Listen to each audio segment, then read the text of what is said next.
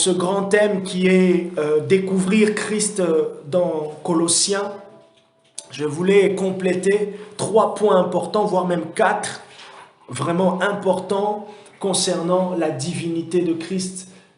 Pourquoi c'est important ou quel est le bénéfice de bien comprendre la divinité de Jésus.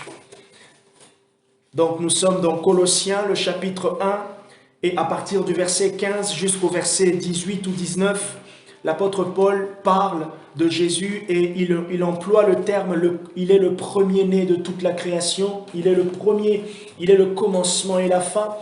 Dans Apocalypse, Apocalypse chapitre 1, Jésus se présente à l'apôtre Jean comme étant le commencement et la fin, l'alpha et l'oméga.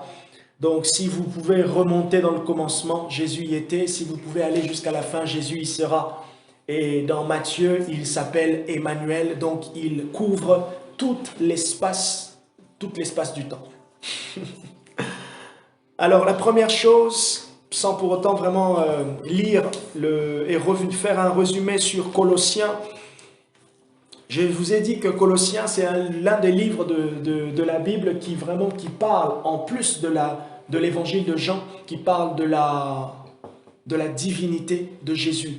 Et dans l'expression ou l'idée que Paul emploie pour parler de la divinité de Christ, c'est la prééminence, le fait d'être au commencement.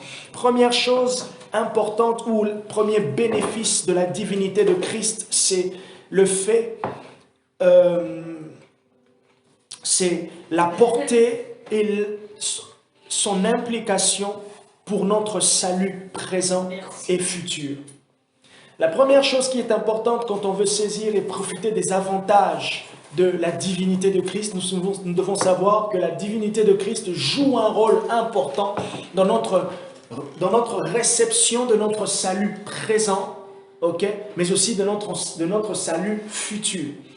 Quand je dis la réception, c'est la manière dont nous vivons notre salut dans la vie présente, mais aussi la manière dont nous vivons notre salut dans la vie future. Dans la vie présente, lorsque nous comprenons que Jésus est divin, qu'est-ce que ça nous rassure? Ça nous rassure du fait que celui qui est mort à la croix avait réellement la capacité de nous saisir, la capacité de nous tenir, la capacité d'accomplir cette œuvre qu'il a accomplie.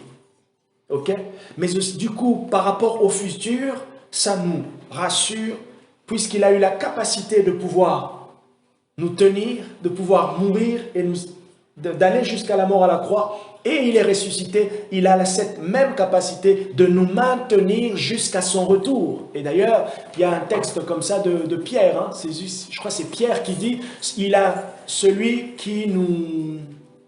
C'est Pierre, non? Tu sais ce texte qui dit celui qui produit en vous cette œuvre vous gardera jusqu'à la fin. Soit c'est Pierre ou Paul. C'est Paul. C'est Paul? Voilà. Et Pierre dit quelque chose. Voilà, 1 Pierre 1,5. Merci. 1 Pierre. Mais ça se ressemble, d'accord. Donc Paul il dit que celui qui a, voilà, c'est dans Philippiens, il dit celui qui œuvre en vous a la capacité de vous garder jusqu'à la fin. Donc il y a une poursuite, il y a une progression. Et Pierre, il dit pratiquement la même chose, je veux le lire. 1 Pierre, le chapitre 1, le verset 5, il dit quelque chose aussi de très intéressant. Pierre, il dit, « À vous qui êtes gardés en la puissance de Dieu par la foi pour le salut prêt à être révélé dans les derniers temps. » À vous qui êtes gardés. Premièrement, nous sommes gardés, en la puissance de Dieu. Dans la puissance de Dieu, mais aussi par la puissance de Dieu. Et il dit quoi? Par la foi. C'est la puissance de Dieu qui nous garde et c'est cette puissance qui produit en nous la foi. Et qu'est-ce qu'il dit? Pour le salut. Et le salut là, il est en même temps présent, mais il dit le salut futur qui est prêt à être révélé. Le salut, vous l'avez maintenant, il est effectif, mais en même temps, le salut aussi, celui que nous attendons, c'est le final qui, lorsque Jésus reviendra. Et deuxième chose, parmi les avantages de bien comprendre la divinité de Christ, ça nous permet de lui donner tout l'honneur qui lui est dû. Dans cette révérence, on reconnaît sa puissance, on reconnaît sa toute capacité. Ouais, ce sentiment où, et c'est ce qui est beau souvent dans l'adoration, quand le Seigneur nous emmène vraiment de plus en plus loin, on sent notre finitude. On sent notre finitude et ce sentiment de notre finitude crée en nous automatiquement une certaine mesure d'humilité. On se sent vraiment, en fait, et cette humilité qui nous rapproche en même temps. C'est vraiment beau. Hein? Vous allez sentir comme une cosmos, hein, c'est ça?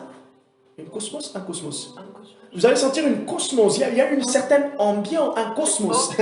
Vous allez sentir une certaine ambiance. Vous sentez l'humilité vous remplir, vous sentez l'amour de Dieu vous remplir, vous sentez en fait que là, vous avez en même temps cette facilité à vous abandonner à Dieu, à lui dire, Seigneur, je te donne tout, j'accepte. Et vous sentez en même temps cette liberté vous remplir, et vous sentez en même temps cette puissance vous revêtir. Et ce qui se passe en même temps, vous pouvez commencer aussi à voir des images. Vous avez l'impression, commencer à voir comme des sensations en fait corporelles qui se passent. Ok?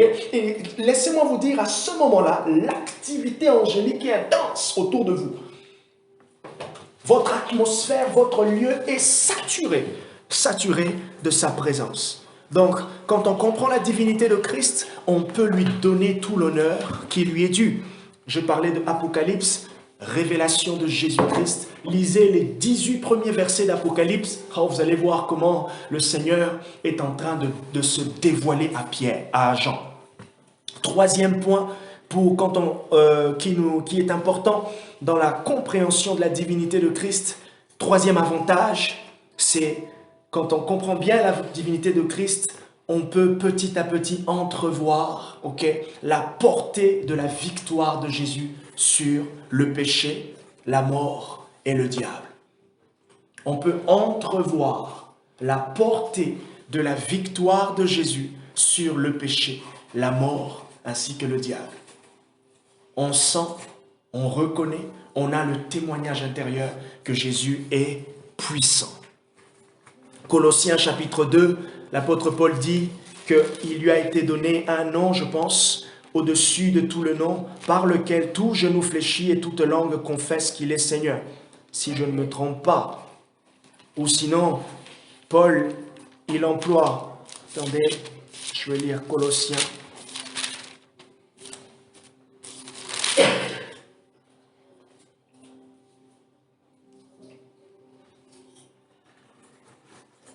Ah non, c'est pas ce texte. Le texte que je vous ai donné, lui a été donné un nom au-dessus de tout le nom. C'est dans Éphésiens, ou dans Philippiens, je crois, Philippiens chapitre 2. Mais dans Colossiens 2, à partir du verset 14, il dit, il a effacé l'acte contre nous et dont les dispositions nous condamnaient. Ou dans certaines versions, nous étaient contraires. Il a supprimé en les clouant à la croix. Il a dépouillé les principautés, les pouvoirs et les puissances publiquement et les a livrés plutôt publiquement en spectacle, en triomphant d'eux par la croix. Ok? Colossiens chapitre 2, à partir du verset 14. Donc, on saisit la portée de la victoire de Jésus sur le péché, la mort et le diable. Et quatrième et dernier, on accepte la suffisance de Jésus pour notre salut. Jésus est suffisant. On ne peut pas rajouter, il n'y a que lui et rien que lui. On ressent la suffisance de Christ. Et c'est vraiment intéressant. Et ça, ce n'est que Dieu qui peut le faire, ce n'est que le Saint-Esprit qui peut le faire.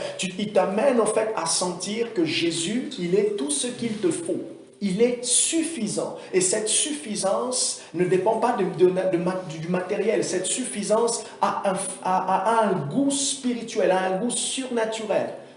Mais c'est un témoignage puissant que le Saint-Esprit opère dans nos cœurs. Premièrement, j'ai parlé de la portée, de l'implication dans notre salut, à notre salut présent et notre salut futur. Deuxièmement, j'ai parlé de lui donner l'honneur. Quand on saisit la divinité de Jésus, on lui donne l'honneur. Troisièmement, on comprend ou on saisit la portée de la victoire de Jésus sur le péché, sur la mort et sur le diable. Si on ressuscite, si les corps ressuscitent, si Jésus peut ressusciter encore aujourd'hui et si Jésus a ressuscité durant son ministère, c'est parce qu'il avait autorité sur la mort. Et d'ailleurs, Paul il dit dans 1 Corinthiens 15, « Ô mort, où est ton aiguillon ?» Aiguillon. La mort a été vaincue. Voilà pourquoi la résurrection des corps est possible. Quatrièmement, la suffisance de Jésus. Il est suffisant. Le Saint-Esprit vous écarte cette conscience des œuvres. Non, il place d'abord le tabernacle, il dirige et il fixe vos cœurs, votre esprit, votre être intérieur sur Jésus. Et après quoi, lorsque nos cœurs sont nourris par la sève, cette sève produit des œuvres. Que le Seigneur nous bénisse pour ce soir. Je vais m'arrêter là avec cette petite capsule, petit encouragement sur ce thème et on continuera la prochaine fois. God bless you.